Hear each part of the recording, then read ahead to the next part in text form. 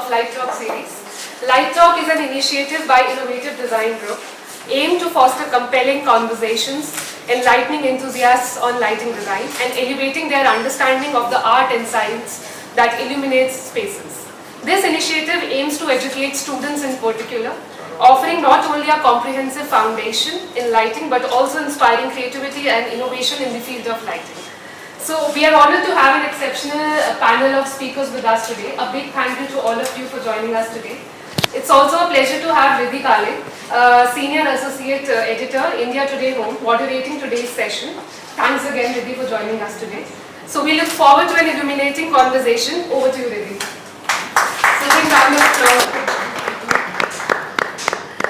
Thank you for handing over the panel to us. So just to introduce myself again, I'm Ridhi Kale. I'm the Senior Associate Editor with India Today Home magazine. We're the largest selling decor magazine in the country. And today I'm with the brightest lights in the decor design and architecture field.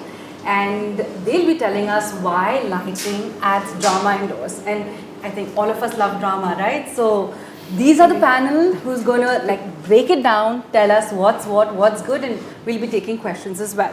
But let me introduce the panel first. Right at the end, we have Vineeta. She is the principal architect with Confluence. She takes care of all the design narratives and all the structures and how the possibilities behind it. And to know what these possibilities, structures, narratives are, you have to stay tuned to our conversation. Next we have Jaskaran. He's again the principal architect, handling the architectural vertical at Fab Studio.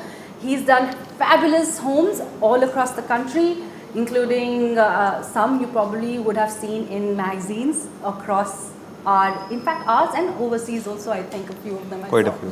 Yeah.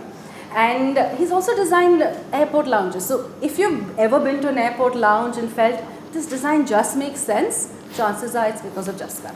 You can think of him at that point of time. Then we have Amit Aurora. He's the principal architect partner with Group DCA. He's won number of awards for projects across the globe. And here's a quick thing you didn't know about him. He's a lot of fun. So hand him a beer and just see the conversation flowing. Next to me is Asha Sairam. She is the principal with Studio Lotus, and we all know Studio Lotus is one of the most innovative yet very intrinsically Indian studios that is there. She handles all the design innovations there are, especially experimental design and hospitality. And last but really one of the most interesting panelists on our table here is Aryaman. And Aryaman is the CEO of Innovative Design Studio. Over 30 different global designs come under him, various brands. The lights that you see over here, Aryaman's the guy who's chosen them. So thank you for being here, and we're a diverse panel.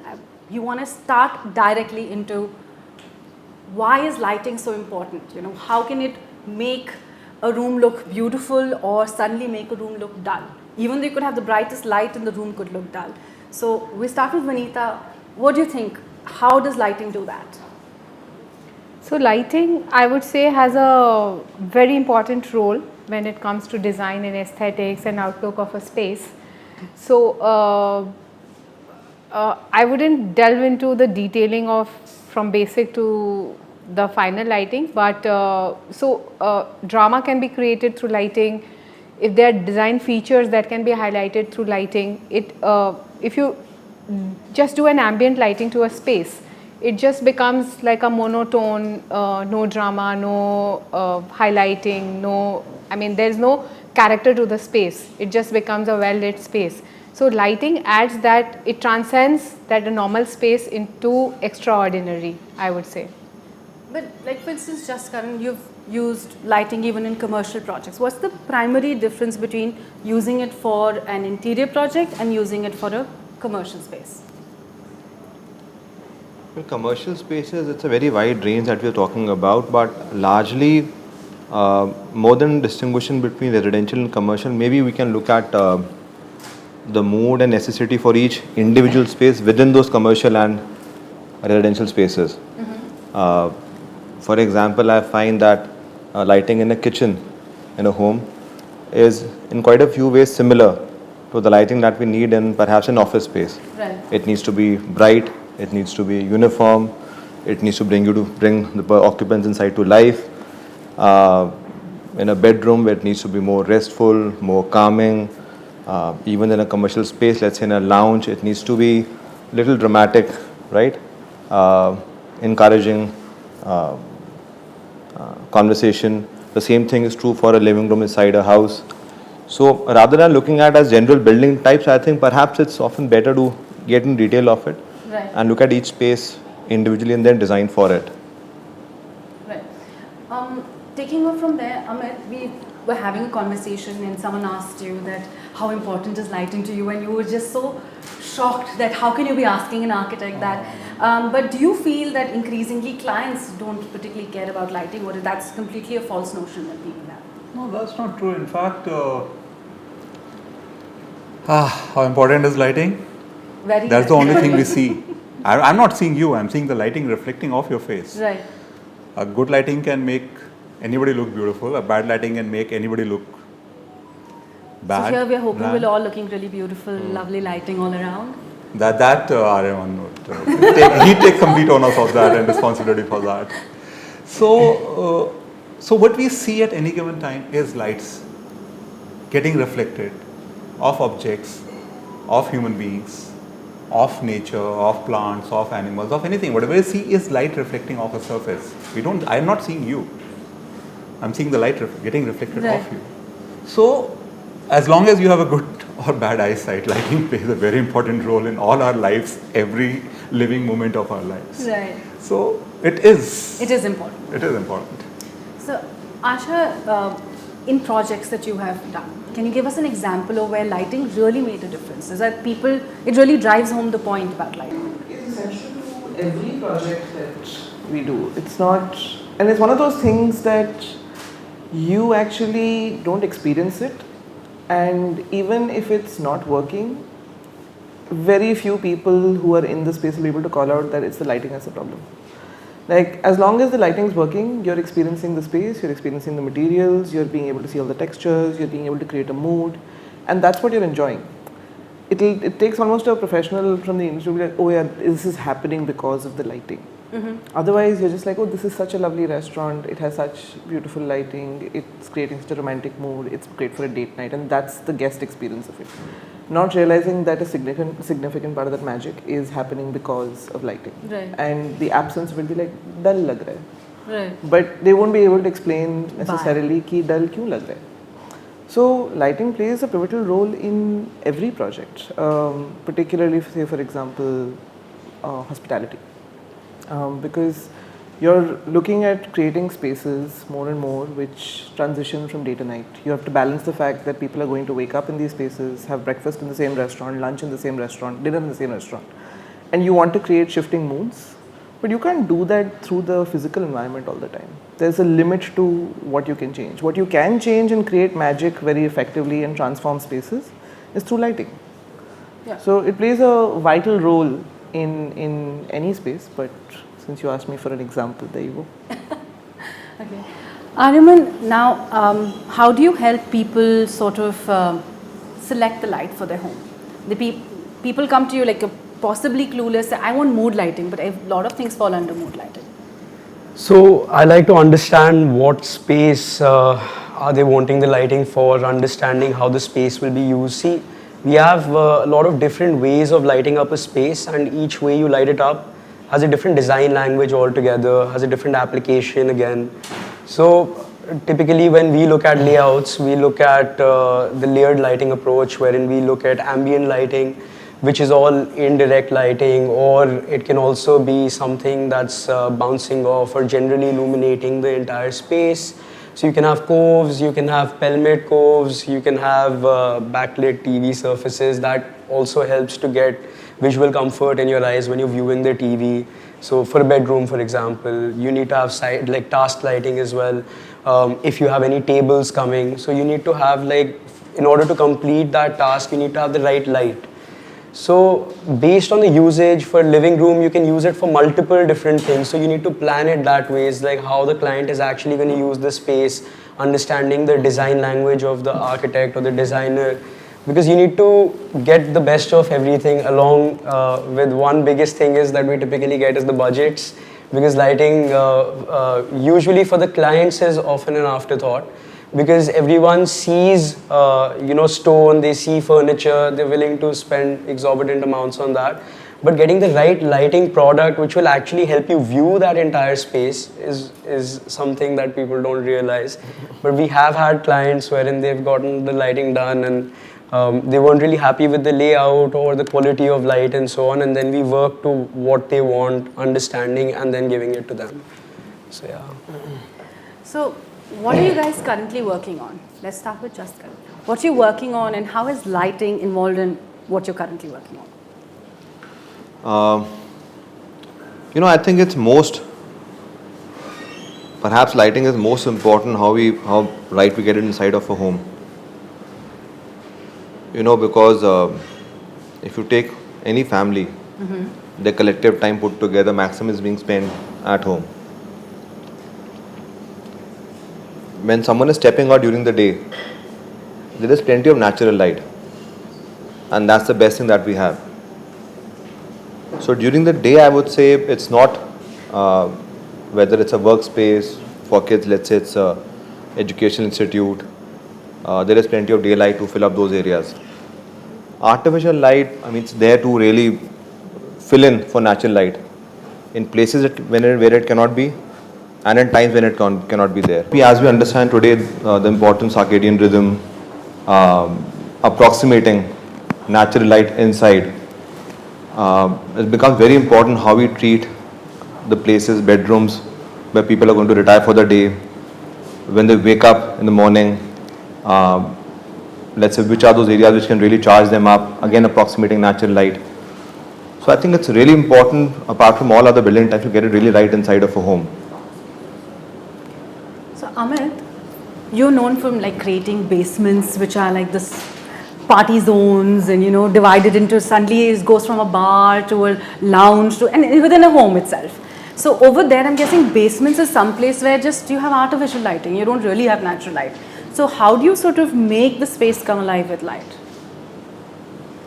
So okay, normally the basements we do are very well naturally lit and we make it a point to do that. But yes, we do end up in spaces which don't get any daylight, and trust me, that's a big challenge for us personally, because we can't assume we simply can't imagine a place which doesn't get a natural light. So it's definitely not a project which is architecturally done by us. So that's where we make sure, however, whatever the scale of the project, we make sure every space gets natural light in abundance. But we do end up getting to do spaces where it's not there.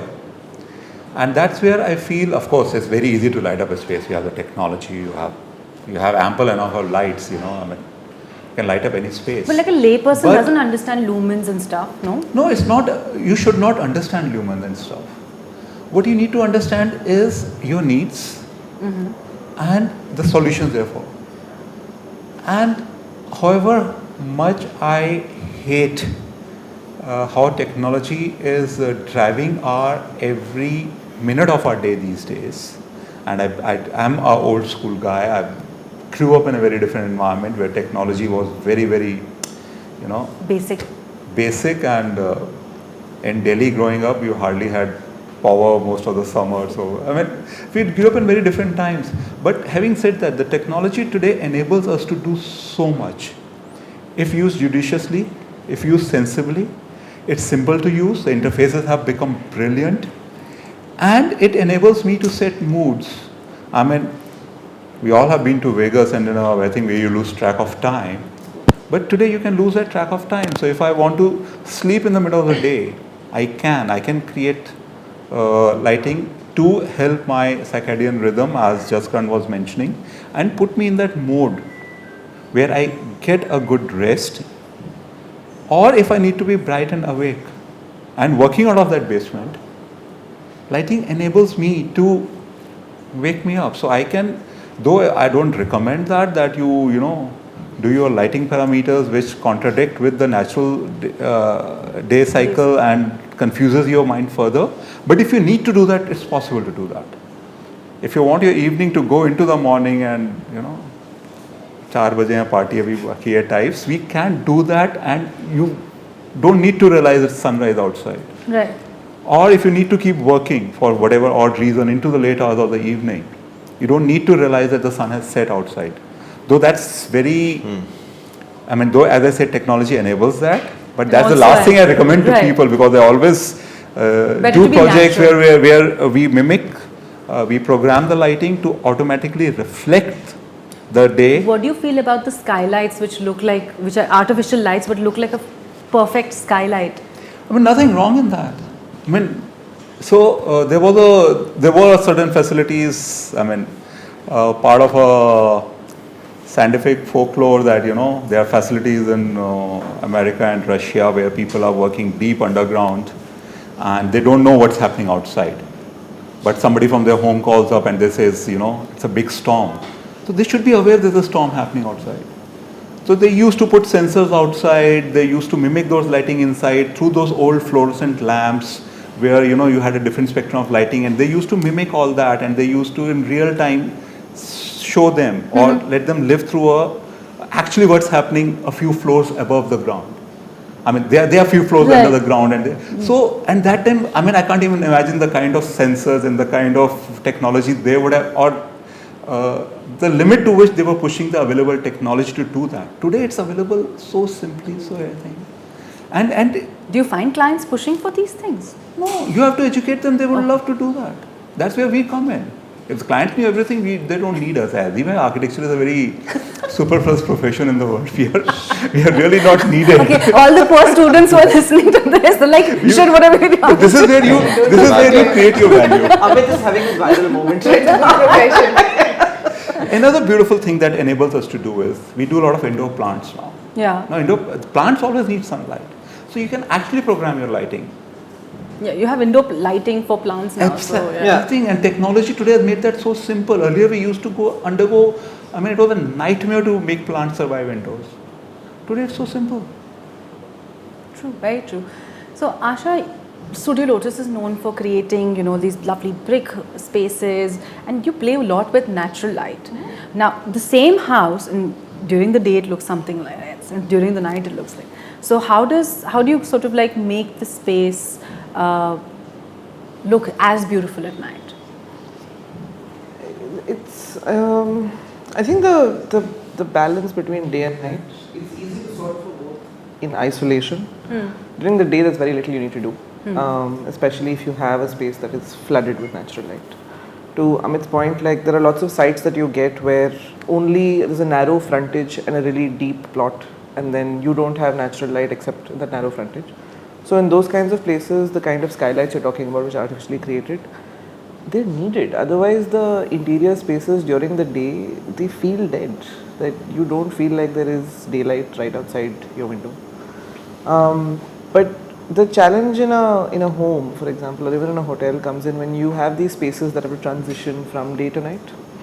And there's a lot that you can't plan for, because daytime also doesn't behave the same way every day. There are cloudy days and very sunny days and rainy days and gloomy grey winter days. So that's where some amount of integration with automation and technology really helps, where you can actually program lighting for different kinds of settings. And just at a touch of a button, now you're able to illuminate a space and not make it feel harsh. You don't have to go and manually switch on 30 switches. Things are a lot more intelligent, a lot more intuitive now.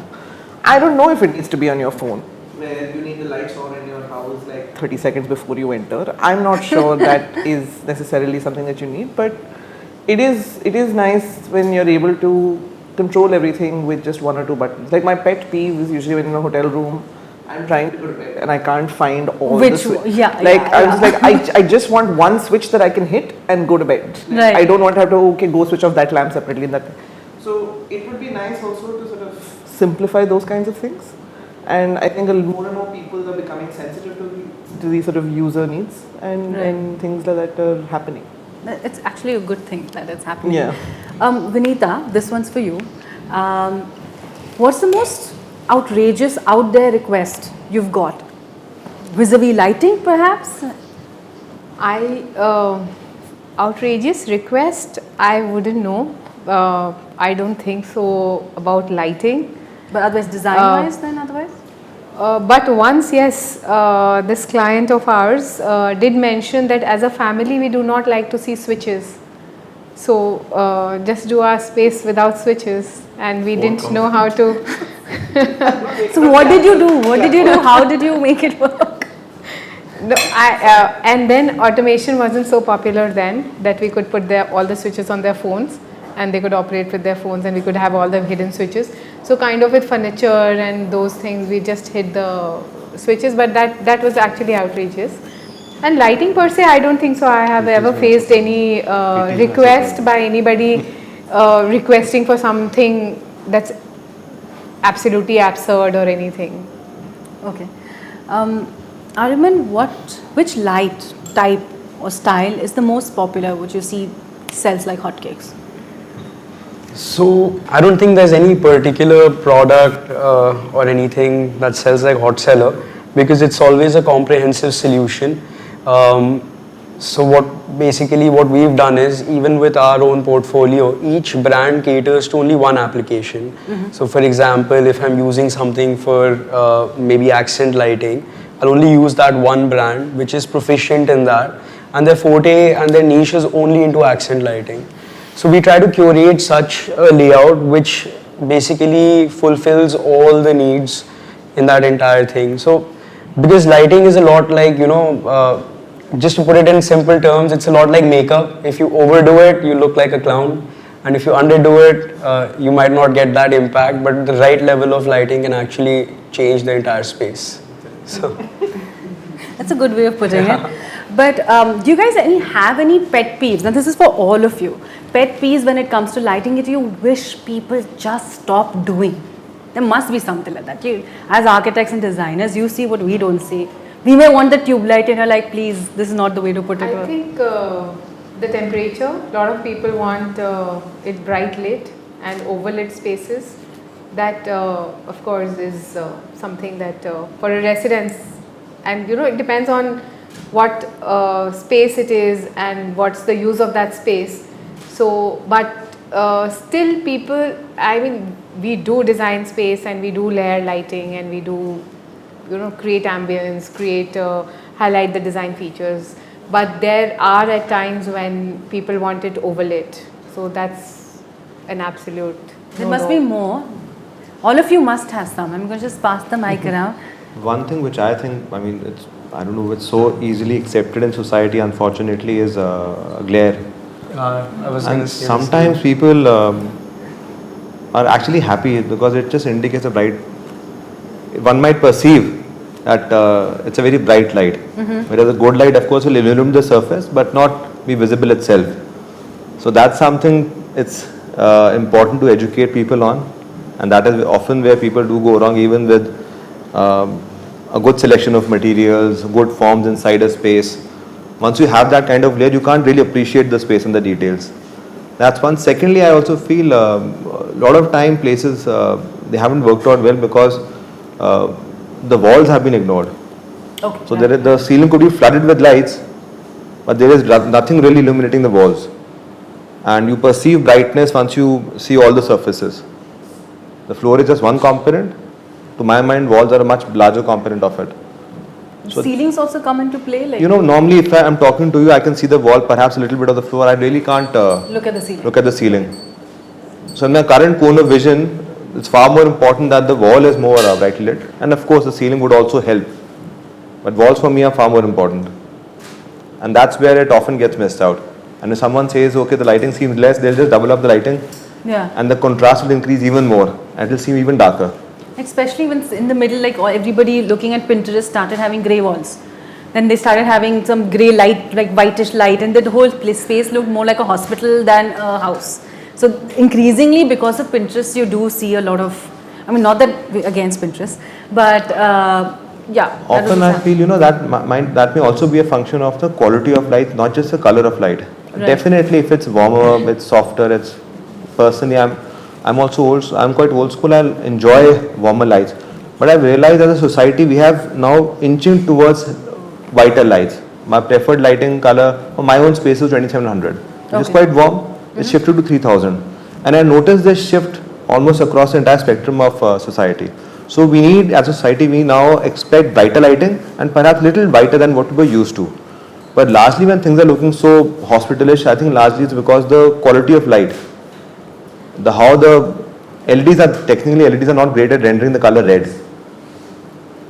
So cheap quality LEDs and brightness normally perceived by what component of red is in the color. If it's not rendered correctly, then it seems very pale. Yeah, but for that we need people like you, because as a layperson you just say this bulb, this wattage, this thing, and you just go buy it. I think you asked, do clients give importance to lighting? It's really not for them to look at it individually. It's for us to deliver a complete package. So how does the process go? Like, I approach you, this is the room I want, and this is what I want you to do.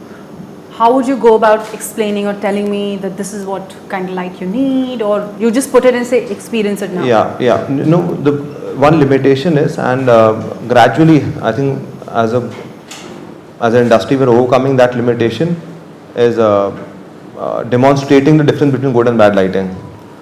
We unfortunately don't have enough spaces like that. Something like a side-by-side comparison, okay, with poor lighting, this is what you get, with the same space, same material, this is what you get. Once we have a few examples like that, it will quite easily get fixed. It's very difficult to explain someone how light renders objects, what difference it causes. You need a side-by-side comparison, and that's the simplest way to address it. Perhaps with the nice display centers like this, it will become easier in time. They actually have one little... You have like a small comparison kit to showcase the levels of reds, and it's not just the color rendering index. Those are small kits, again very difficult to understand spaces. There has to be a room like this which is half done with perhaps not as good poor lighting, one with better lighting. Okay. Small kits really don't work. Color specific, you want to show the exact color. Yeah. So you cover the spectrum of the color. So the most difficult to view thing is, I think, whites, because white is an amalgamation of all the colors. So if you miss any of the colors on that spectrum, then you don't get the white to view it as a natural daylight white. So in terms of even like tunable white, I would say like quality of light, not just looking at the CRI, because that's just a spectrum of 15 colors. I would say looking at like the hundreds of hues or wavelengths of blue, red, and so on. So that's like mimicking natural light. I would say to natural light so that you see the... Yes, so halogen bulb was what was closest to natural light, I would say. With LEDs, like Jaskaran was rightly saying, the quality had gone down quite a bit.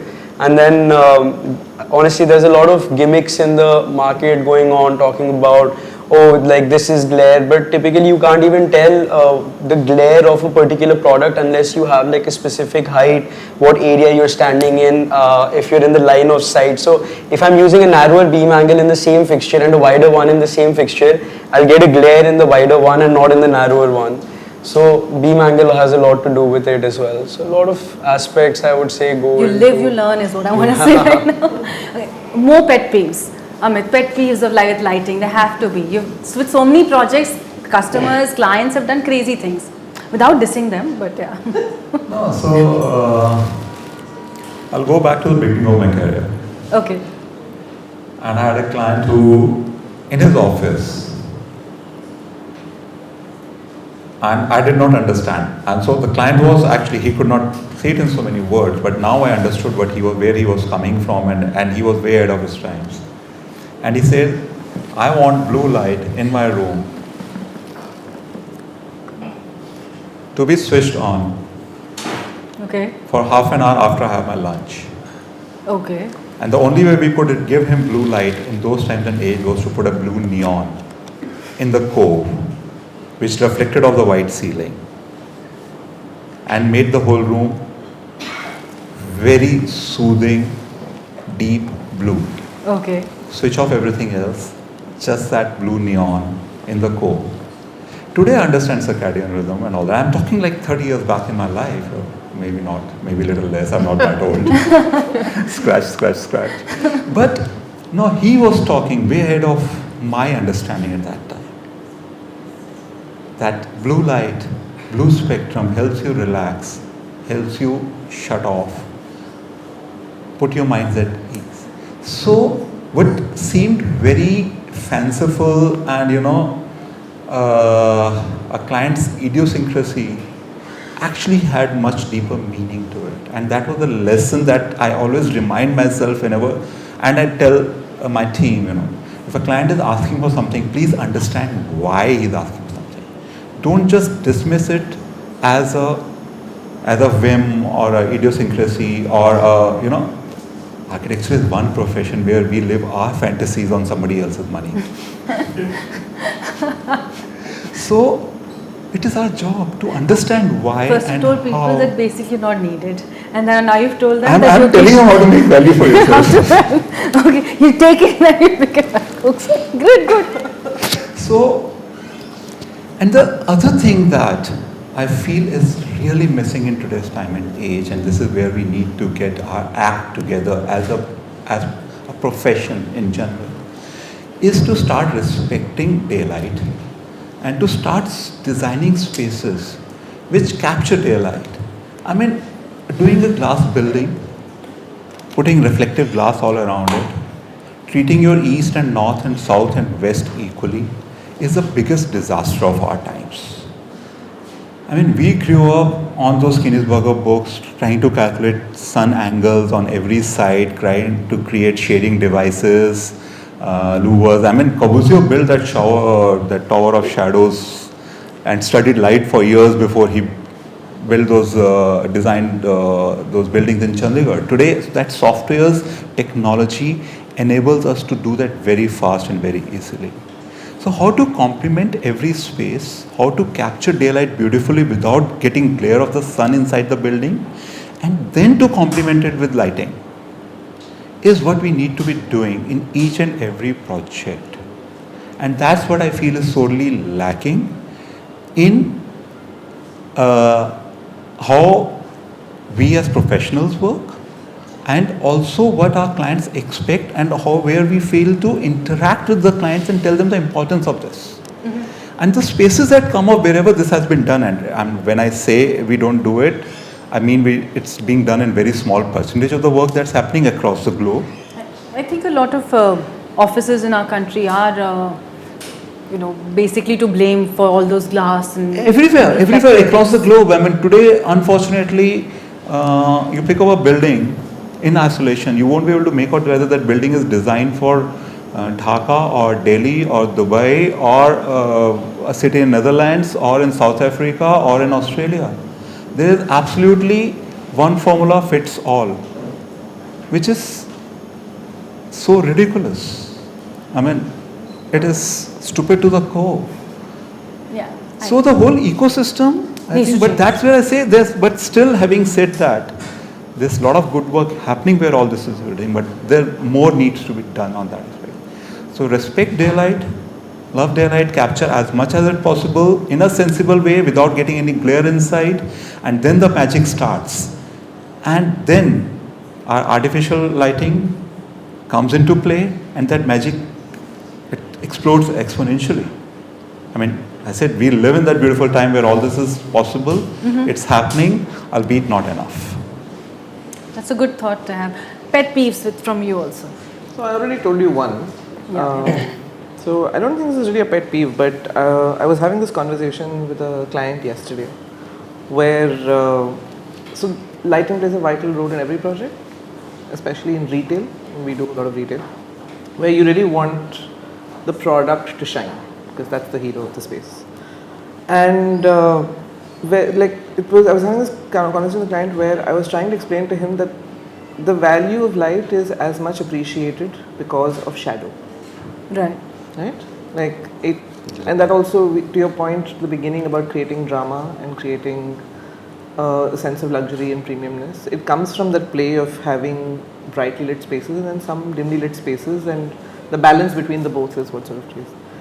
And this client was just adamant that the entire, like he was showing me pictures of his recently, where the entire ceiling is just like pockmarked with lights, with a white floor, white walls, I mean, it's basically a white box with lights everywhere. I mean, if I stand there, there'll be no shadow at all. Right. So I was sort of having a conversation with him about the fact that I was like, please just switch off these 6 lights in your store and go stand there and see how you feel about it. And he seemed really shocked by the fact. He's like, but fir to shadow padega. I was like, yes. So he's like, but do you think that's a good thing? I was like, yes. And he's like, but how will people see your product? I was like, they will see your product. I'm not taking light away from the walls, but we're taking it away from the areas where you don't need it. Right. So that nuance of explaining it to someone who is, I mean, I would not dare to explain how to run his retail business to him because that's something he's been doing for generations and he knows that far better than I. But this conversation, this push and pull was very interesting. So it was one of the first few times that I'm just like, let's talk about this before we start working on the project because I feel like we're going to run into some problems. But that's a really interesting point. Like nobody, I wouldn't have like as a layperson probably thought like, yeah, like shadow parda, like okay, could be nice for setting a mood, but I wouldn't think beyond it. But as designers, I guess you look at every light and shadow, and that's why I think our topic is fantastic. It's a play of light and shadows, right? Indeed. So thank you so much for all of you for being here. Our next segment is opening up the questions to the audience. So guys, do you have any questions for us? Or they were just so perfect that, you know, just so mesmerized that this is it. Why don't you ask them instead? That would be a difficult one. That would be like testing the... We don't want to put them in this class where they have to answer questions. But seriously, like... But lighting... lighting plays a very vital role, like I can sum it up. Right. So it plays a very vital role in design. Give it a mic. And of course natural light is important. Every space should get natural light. It's also most sustainable. You are not burning up anything to produce it. And when you're lighting up any space, just focus on what you want to highlight, where the ambient light need to be, how you want to layer it, what are your design features, what's the mood you're creating, what's the task, and what's the lux level that you want to keep. So keeping all that as a consideration, I mean lighting, of course we are talking only about interiors here. There's also a whole lot of exterior lighting. So everything put together, it's I would say very, very important for any architecture or any design piece to be, you know, being complemented well. And also lighting, I feel by itself can be a sculpture and an art piece, like we're seeing it here. There are a lot of sculptural pieces. Yeah. But Aryaman is basically showcasing a lot of global brands, which are fantastic ones. But do you guys feel Indian brands should also have their moment? Are there Indian brands that you guys use? They are. They have. A lot of good work happening. A lot of good work happening. That's a good hope. Like, are we hoping that they also have an Indian lighting division? So that's into architectural lighting. So that's our expertise for the last. So personally, we started off with manufacturing. So since 1992, we've been into lighting and we've been trying to understand what lighting is. People don't need to know a lot about how it works out, but I think it's all about visual comfort. Understanding how the product will perform when you stay in a space or when you're constructing a space. You want to utilize it for a longer duration also, so you need to have the right product. So in architectural lighting, we're trying to do that. Decorative lighting, I would say, will still take a long time because right now I think we're looking for like an original idea that is just in tune to our Indian identity, not following European makes, because right now in the Indian market also I see a lot of copies happening similar to how the Chinese market is functioning. So if there's more original designs, more original things, like using our own culture, our own heritage. Even when I was studying outside, I always felt like, even when I wanted to come back and sort of get into this field, it was all about lighting up, these interesting spaces. So our heritage is into architectural lighting, like facades, government work. So we were getting a chance to illuminate these iconic projects which were built like a long time ago. So, but India does have its relationship, right? I mean, I know none of you have seen Hira Mandi, but I don't know how you have. Okay, great. I mean, the Jhoomers were as big a star as say a Manisha Koirala or a Sonakshi or Alamzeeb's non-expressions. So I think India did have. They did have, they did, but right? they're But we losing, lost it somewhere. It's right? all gone to the Western culture, slowly and still have a steadily. great We do have it, and Yeah. again, like we build glass buildings senselessly, so we do other things senselessly, and that's not true of India alone. That's happening globally. Everywhere. So, But a but having senseless said global that, there are presence. enough bright sparks happening here, being used well. So, as I said, let's not undermine that. Let's build on that. Let's not be dismissive about everything It'll only in happen India if is you guys happening. start using more Indian lights. We all are. We do. We all are. We do. Good. We're very happy. I'm totally And voting there's for great craftsmanship in India. So there's so much that can be explored. So much is already happening, which we have knowledge since thousands of years. So that's being used in modern products And a now. lot of great young designers Yeah. who are using traditional crafts to create great contemporary products. Yeah. There's a lot of good work happening here. It's creating a whole new Indian vocabulary for lighting design. How do you guys basically go about like searching for lights? Is it because vendors come to you? Is it because you go to all these design weeks? Or just follow you're up. always looking online? We just look at India Today magazine.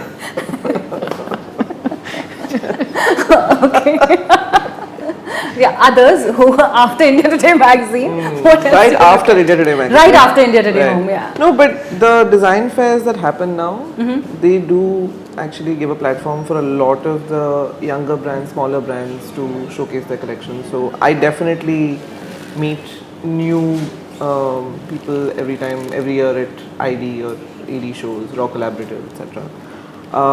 Instagram has also become a really good source of being able to reach like smaller brands which might be operating out of say far in the northeast or somewhere in West Bengal, or they're making specialized lighting. They're not necessarily in the cities. And not maybe making large scale, Yeah, one or two. and not even lighting. It's true, I think, for pretty much any category. But just we're able to connect through that Right.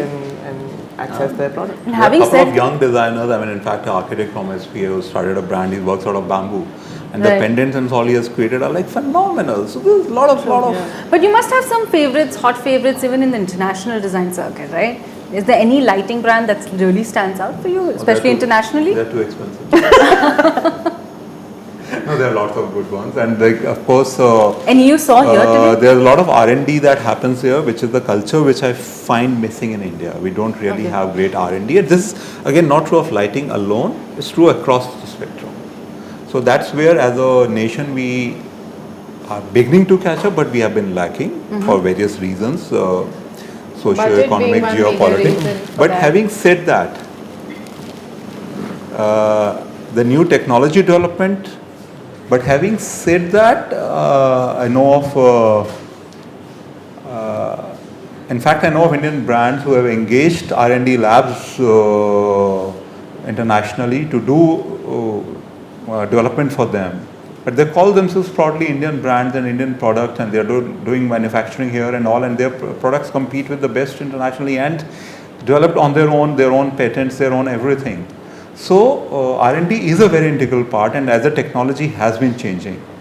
When we talk of colors highlighting everything, I remember one of my initial visits to an international exhibition to see lighting for retail, and then they had a special lamp, and that was before LED. So they had a special ceramic discharge lamp to light up.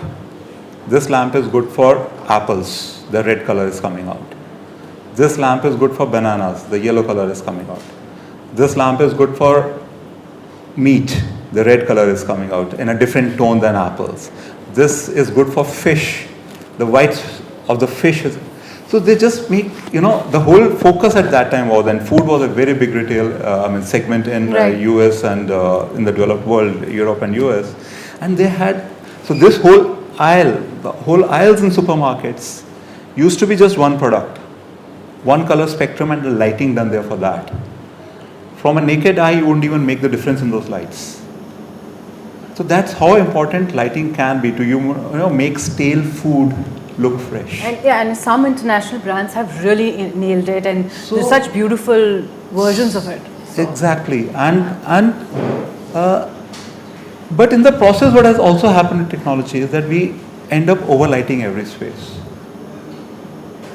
And I keep telling people around me, I mean, all the good famous people we read about when we were growing up, the story used to be they used to study under a street lamp. So please don't put a bright light in on your child's study table. That's not going to make the child bright. As it is, they are spending enough time on the screen. Right. Keep the lighting levels low. Let your eyes rest. As it is, we are exposed to very bright sun outside. Your eyes need rest. We have to use light very judiciously and just the right amount. It's very easy to hike up the lux levels, make any space I wish bright. this would happen in offices though. It is Without happening. naming any office out It there. is happening. You just need to employ the right architect. One thing, for whatever reason, I think international companies, most of them outside our country, did well in lighting and other products because I think they perhaps found the wisdom to focus on one thing and on one thing generation after generation. For some reason, a lot of companies which sprung up in our part of the world try to do everything. And for the previous decades, I think it was much lesser focus. And I don't think one can make great products that way if you're trying to do everything. So hopefully that will have to change for us to come up with great products in this field. That's true. Again, thank you so much for being here. Anyone has any questions, or should we just close this? Okay, no more questions. Great. Thank you for being here with us. It was a really enlightening conversation that we had. I learned a lot. I'm hoping they learned a lot as well. And I don't think I can look at a light the same anymore. I'll always remember a couple of things of why we need an architect. And you might get silly calls from me now because you've just sparked it off. Thank you so much. All the Thank you, questions about Ridhi. lighting. Thank you. Thank you for being with us. Thank you for hosting us. Thank you. Clap for ourselves.